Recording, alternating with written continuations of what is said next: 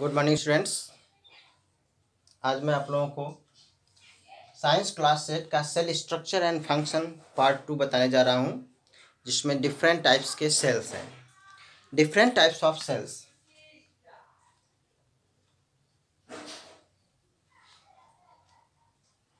Types of cells. Different types of sales.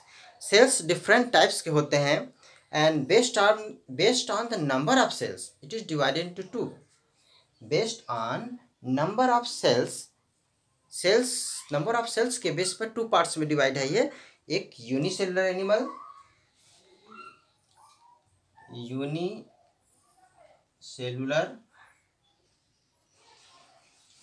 Organism. Second है multicellular organism. Unicellular organism क्या है? The organism that have single cell, जिसमें single cell होता है वह unicellular organism कहा जाता है। तो ऑर्गेनिज्म दैट हैव यूनिसेल और single cell, uni means single cell, the organism that have single cell is called unicellular organism. Any organism that is made up of single cell is called unicellular organism. जैसे amoeba है, कुछ और भी है। Amoeba है, paramecium है, amoeba, paramecium, bacteria, इनका body single cell से मिलकर बना है और उसी सिंगल सेल से ये सभी वर्क अपना करते हैं। जो भी इनकी लाइफ एक्टिविटी है, जैसे डाइजेशन है, एक्सक्रीशन है, ब्रीथिंग है, टेकिंग फूड है, ये सभी उसी सिंगल सेल से ही वर्क करते हैं। तो जैसे अमीबा है, अमीबा का कोई निश्चित शेप नहीं होता है, अमीबा इर्रेगुलर शेप का होता है। ह्यूमन बॉडी अगर हम देखें, ह्यूमन बॉडी में 50 to 75 ट्रिलियन सेल्स होते हैं। ह्यूमन बॉडी में 50 to 75 ट्रिलियन ऑफ सेल्स, क्योंकि हम जानते हैं कि हमारा बॉडी सेल से मिलकर बना होता है। तो ह्यूमन बॉडी में 50 to 75 ट्रिलियन ऑफ सेल्स होते हैं। और ये जो अमीबा है, जैसे अमीबा है, एग्जांपल मैंने बताया कि वो अभी सिंगल सेल वाला होता है और उसी से सब वो वर्क करता है। अमीबा का कोई निश्चित शेप नहीं होता है, वह इर्रेगुलर शेप का होता है, इर्रेगुलर। जैसे अगर हम ये बना देते हैं, ये भी अमीबा है। अगर ये बना देते हैं इस आकार का, ये भी अमीबा है। अगर इस आकार का बनाते हैं तो भी अमीबा है। लेकिन इसमें एक न्यूक्लियस होना चाहिए। अगर वह न्यूक्लियस प्रेजेंट है तो वह जीवित रहेगा। तो अमीबा का कोई आकार नहीं है। ठीक वैसे ही जिस तरह से अमीबा का आकार नहीं है, उसी तरह से हमारा WBC भी है, यह इर्रेगुलर शेप का होता है। WBC भी वह इर्रेगुलर शेप का होता है। WBC white blood corpuscles. तो ये जो अमीबा है, ये अपने चारों तरफ ये इस तरह से देख रहे हैं हम, ये फॉल्स फीट इसको कहते हैं, फॉल्स फीट। ये फॉल्स फीट अपना जो है कि चाहे जब बना सकता है, चाहे जब बिगाड़ सकता है। इसका मतलब है कि ये, इसीलिए इसको फॉल्स फीट कहते हैं। वैसे इसका नाम है स्यूडोपोडिया। यह स्यूडोपोडिया है, पी साइलेंट है इसमें।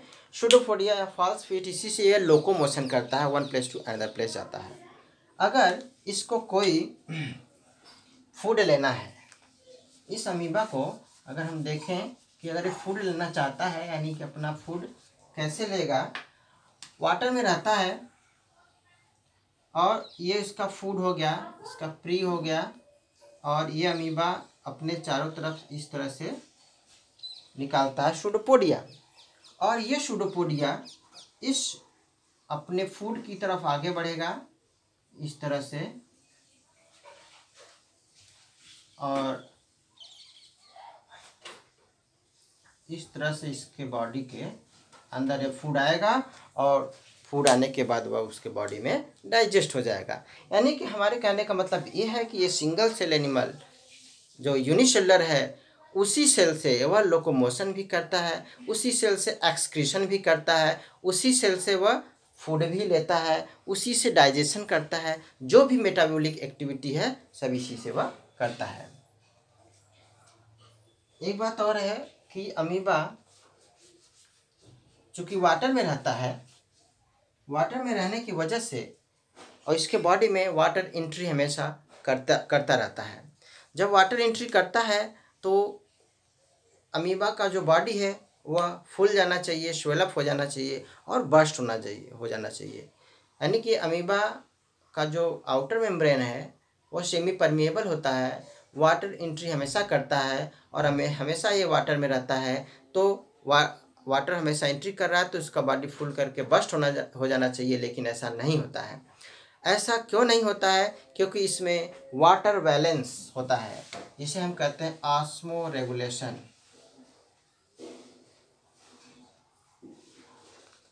ऑस्मो रेगुलेशन की क्रिया होती है इसमें। ऑस्मो रेगुलेशन मीन्स वाटर का बैलेंस बनाना। अमीबा के बॉडी में एक कंट्रक्टाइल वैक्यूल होता है। कंट्रक्टाइल वैक्यूल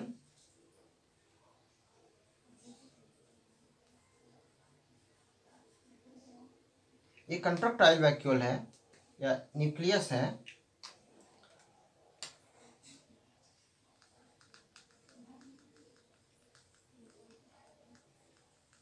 ये कंट्रक्टाइल वैक्यूल क्या करता है कि अपने अंदर जो भी वाटर इसके अंदर एंट्री होता है वह इसमें स्टोर हो जाता है, और जब ये कंट्रक्टाइल वैक्यूल भर जाता है तो वह किनारे पर आता है।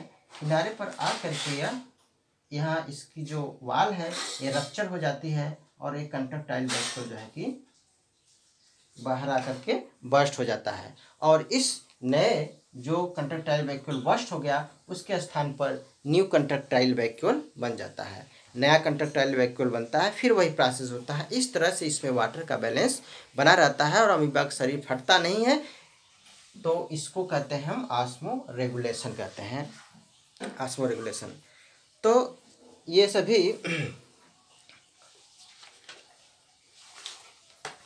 तो कहने का मतलब ये यूनिसेलुलर एनिमल्स है और ये सेल डिफरेंट शेप्स के भी हो सकते हैं। ये फ्लैट भी हो सकता है, सेल का जो शेप है फ्लैट भी हो सकता है, डिस्क शेप का भी हो सकता है, लॉन्ग नैरो हो सकता है।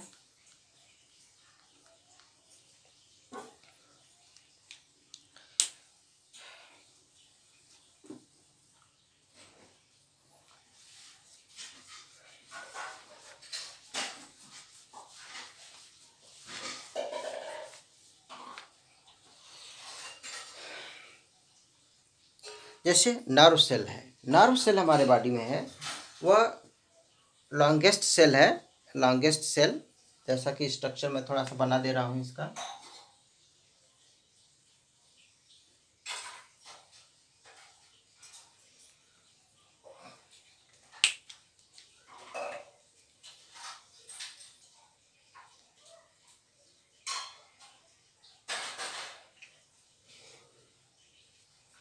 नर्व सेल जो हमारे बॉडी में मैसेज को कैरी कराता है, one place to another place message पहुंचता है, यह नर्व सेल है, सिंगल नर्व सेल।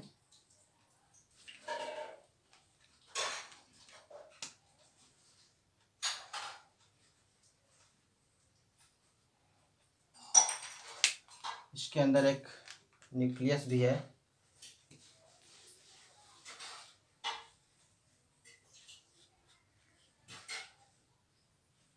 इसको कहते हैं सेल बॉडी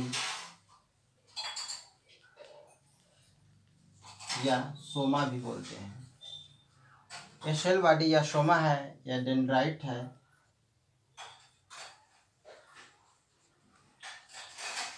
और ये देखिए इसके ऊपर एक कवर है, माइलिन शीथ है।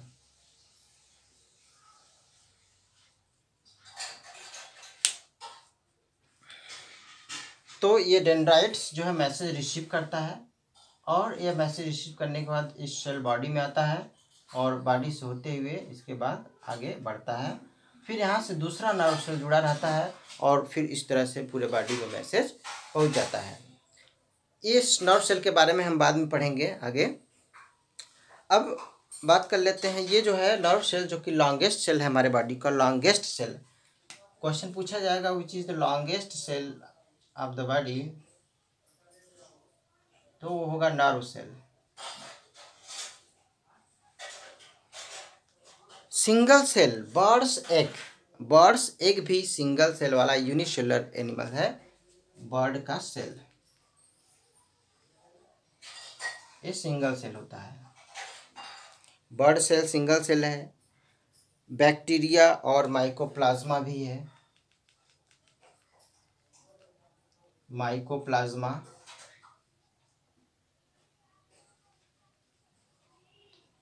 ये सभी सिंगल सेल वाले होते हैं, सिंगल। और सबसे largest cell ostrich egg cell है, जिसे हम नेक्ड आई से भी देख सकते हैं। वैसे सिंगल सेल को हम माइक्रोस्कोप से देखते हैं, लेकिन ऑस्ट्रिच का एग सेल जो है वो हम नेक्ड आई से भी देख सकते हैं। तो अब हम थोड़ा सा देख लेते हैं कि डिफरेंट, अब ये तो यूनिसेलुलर एनिमल्स है। अगर हम साइज शेप की बात करें तो डिफरेंट साइज के बारे में हम थोड़ा सा देख लेते हैं।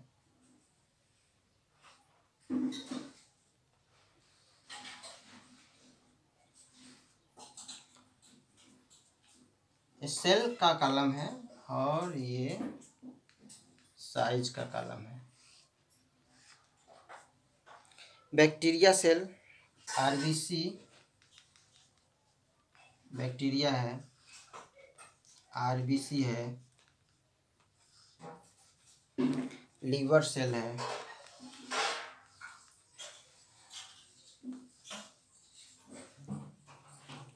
ह्यूमन एग,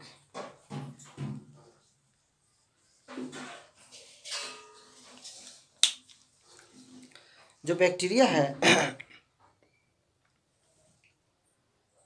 0.0001 mm मिलीमीटर होता है, सॉरी। जो बैक्टीरिया है, बैक्टीरिया का सेल साइज कितना होता है?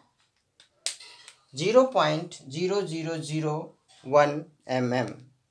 आरबीसी का है 0.009 nm।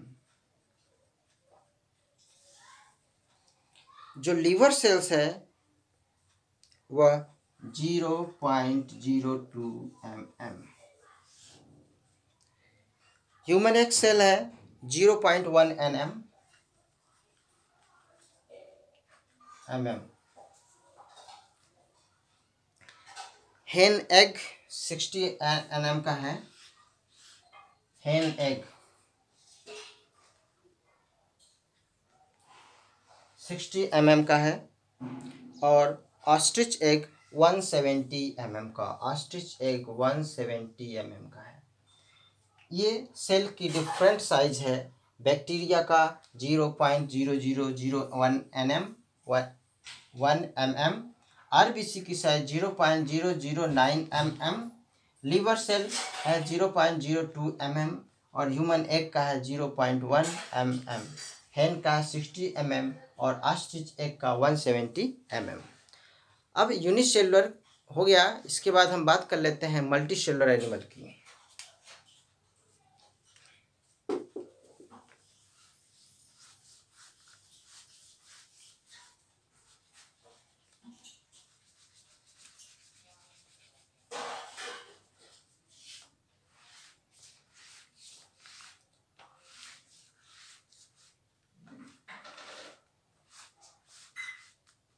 Multi cellular animal, first था यूनिसेलुलर और सेकंड है multicellular animal or multicellular organism. The organism that have multi cell or more than one cells. Organism that have multi-cell means more than